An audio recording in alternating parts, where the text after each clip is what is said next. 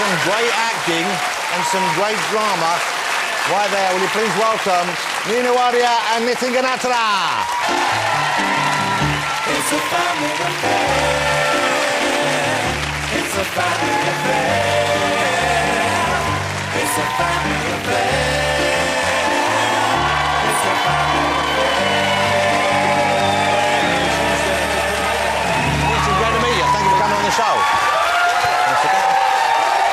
Nina and Nitin, ladies and gentlemen. You go first there. Hey, great to have you. Well, it is so lovely to see you glammed up, both of you. Thank you very much. Albert Square, you're not given a lot of chance to kind of, like, you know, really look your best, are you? No, definitely I get a postman's outfit. Yeah, does it wear you down having to sort of look dowdy all the time, or you just get used to it? It's the widescreen, you know, don't watch it in widescreen. Yeah. As soon as you turn that off, we all get taller and slimmer. So you like having it on the wrong ratio? Yeah. It's a great storyline right now. I mean, it's a fantastic storyline. It's quite a brave, I guess it's sort of deliberately contentious storyline. Yeah. What kind of reaction do you get from people about what's going on with your characters and Syed in the show? I think, you know what, generally the Masouds have been a really big hit. And when we first started, we were carrying the baggage of kind of Asian families that have not quite worked. And Nina and I, we've worked together on and off for 15, 17 years. So when did you first meet? You met professionally, I guess. You met in a play or something on we stage? met on a show called Do You Eat With Your Fingers? Is That's that right, yeah. Yeah, it was like the precursor to Goodness Gracious Me. It was like this very sketchy stand-up show type thing. We did a lot of dancing. Nitin was very good at capoeira, actually. Oh, God. Yeah, no, this is that Brazilian martial arts stroke Yeah, dancing how thing. did you know about that? Sanjeev Bhaskar phoned me up and told me... did you do it with him, or...? No, look, when I first met Sanj, I was bouncing around the place. It's a Brazilian martial art. Lots of bouncing around, and then I did it on stage with Nina as well. Were you good at it? I was all right. I could hold my own, but since then, I've developed my love handles, and I believe women quite like that side of it. They like you to be a little apparently chubby. so. There you go. Thank you, madam. That's your sister. That's really not right. Yeah. He brings her with her just to do that.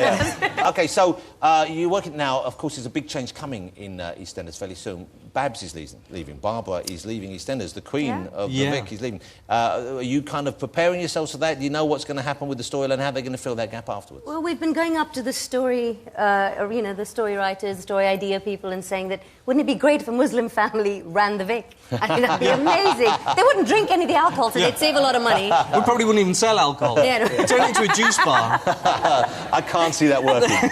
Do you find that being the Muslim family on there, do you have to kind of engage with the Muslim community about your characters, your roles? Do you feel, is there a kind of a responsibility you have outside of the show because of that? Well, I mean, we do have an advisor who comes on, don't we? Yeah, they do. You know, it's such a kind of delicate subject as well at the moment. So they do a lot of research and they try and prepare it as well as they can. And, you know, Nina and I come from an Asian background anyway, so we have a culture to dip into.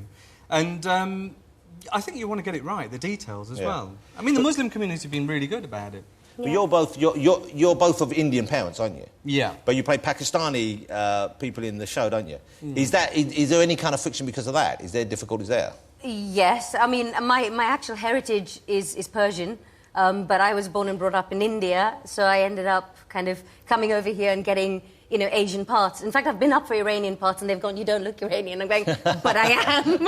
So I've ended up doing a lot of Indian stuff. So we can, as Nitin says, dip into that to get ideas and things, but we need to get it right for the Muslim stuff, because the joke about the whole Masood family is that none of us are actually Muslim. Yeah. So all the characters played, you're not actually Muslims at all? No. No, don't tell anyone that. They might not believe the acting. But we know, you know what? Being Asian, you dip into that culture. Yeah. Being Indian, you grow up next door to Muslims, Hindu, Sikhs, so it's not unfamiliar territory. And I guess there are a number of different languages that are spoken, so there's a kind of degree where it all crosses over. I mean, how many different languages do you speak? Well, I speak about 5 different Indian languages. Yeah, we speak Gujarati together. We speak Hindi. And so then we can learn Urdu as well. And of course, then occasionally I have to recite from the Quran, so I have to learn Arabic as well. So there's a lot going on, a lot over and above what you normally have to do. So and we like to throw it in every now and then. Into the show itself. Yeah. So नहीं मने नहीं मानो क्या बोले थे मने से बोला नहीं अपने यहाँ शो पर बैठने बात करिए चल Would you like naan bread with that? You can see from looking at me, I like naan bread with everything. We haven't really explained the storyline, what's going on at the moment, because it's a big thing. Because your son, Syed, in EastEnders, he's gay. And your character then has, even though she knew he was gay, she encouraged him, she almost kind of coerced him into going ahead with the marriage. Yes, yeah. Well, that's a kind of prickly storyline right there. It deals with any number of hot issues. Are you concerned ever when something comes out where you think, OK, we've got to be careful with this, we've got to be really... Very much so. I mean, this is a very taboo subject, and we wanted to make sure that we got it right.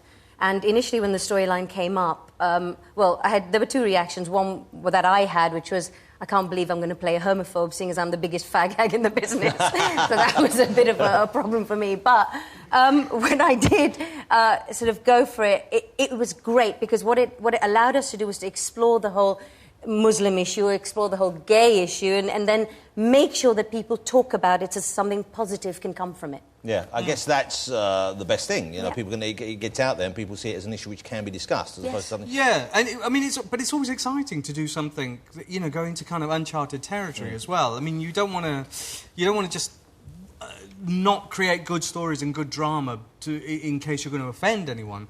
I think with this, I was just worried that I thought I was the campus straight guy on TV on that show, and then there's going to be someone else. Yeah. But I think they've handled it really well, and I think between us and Mark's performance and Johnny Parker... And this is Mark... Is it Mark Elliott who plays Yes, the son? Mark Elliott. It's a tremendous performance from him. Yeah, he's great. Really, so there must be, I'm sure, a real friendship that grows in that kind of... the atmosphere that you find yourself in. Yeah, I very much feel like I actually have a second husband and very grown-up children. What about when it comes to the kissing, the love-making, the cuddling, the closeness? Because there's not that much of it that goes on, but there's a few... And I believe I've seen your backside. Several times on television. It's it's always welcome. I think I've got my brown buttocks have got their own show, really. You know, that's the name of the show right there, My Brown Buttocks. I've got my arse out pretty much nearly every job I've done, apart from a silent witness. And why is that? Is it an especially attractive set of brown buttocks, or is it? What do you think it is? Well, I don't know. Back in the day. You've always been comfortable? I heard somebody guffaw. Somebody went, ha! Buttocks. That was Todd. Someone else is getting a bit of the camp treatment. No, but he got camp when he was going, ooh! Yeah. Ooh! You know, he's still sitting back there. I mean, you know... you're going to have to go back in there and sit next to him now. You're going to have to... Yeah. The only one with a brown buttocks. I imagine yours are more stately, sir. Oh, mine is tight and right. You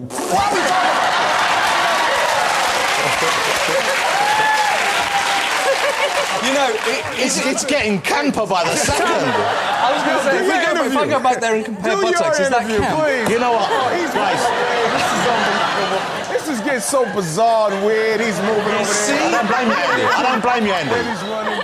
Todd. I need something to drink. Todd and Nitin, I'd like to see you do a buttock off against each other later on if there's any...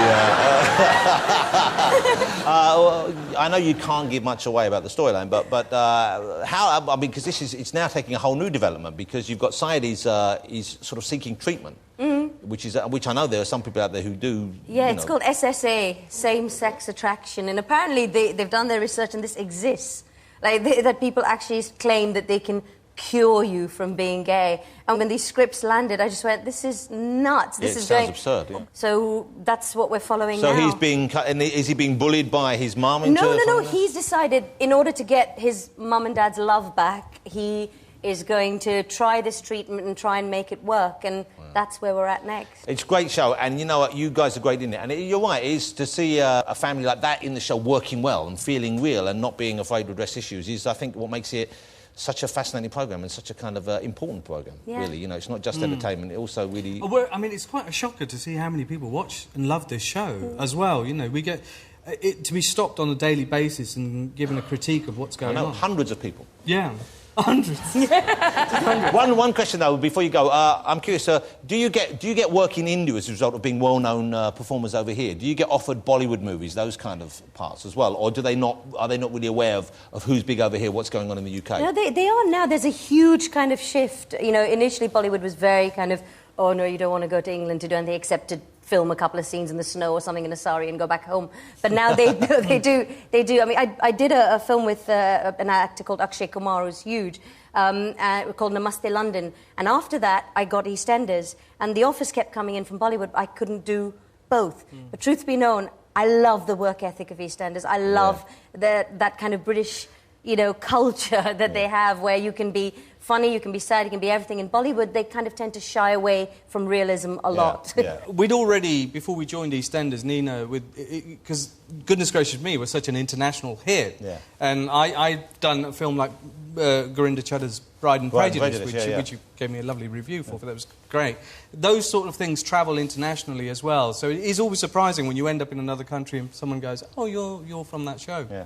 Well, you know what? I hope you stay with... I mean, I'd love to see you doing that kind of stuff, but it's lovely seeing you in EastEnders. And ladies and gentlemen, will you join me in saying thank you to Nina and Nitin? Thank you very much. Thanks, guys. That's fabulous. Thank you. Thank you. Too long talking about your brother, didn't we?